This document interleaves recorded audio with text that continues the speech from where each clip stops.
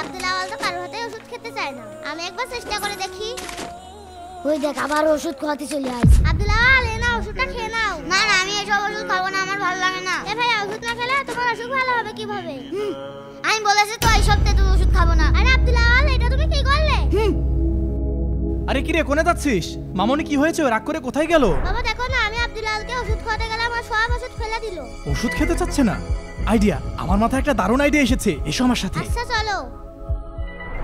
আরে বাবার পাশে উঠে কি মনে আছে মজুর বোতল? হ বাবা দেখার আগে শেষ করে দি। খাও চান্দু, খাওয়ার পরে বুঝবে। আরে কি কেমন লাগছে? বাবার সাথে চালাকি করো, ওষুধ তো তোমার খাওয়াই লাগলো। মিথিলা দেখো আমি কি করি। আরে আল্লাহ, এই দেখো বাবা, আরসির বোতলে কালো টেপ মেরে দিয়েছি। ও মনে করবে সত্যি সত্যি আরসি রয়েছে আর ভুল করে খেয়ে ফেলবে। দাও দাও ওষুধ দাও এর ভিতরে। নাও বাবা। কাম হয়ে গেছে। ঠিক আছে বাবা, বেস্ট অফ লাক। হ্যাঁ হ্যাঁ এবার তুমি পালাও।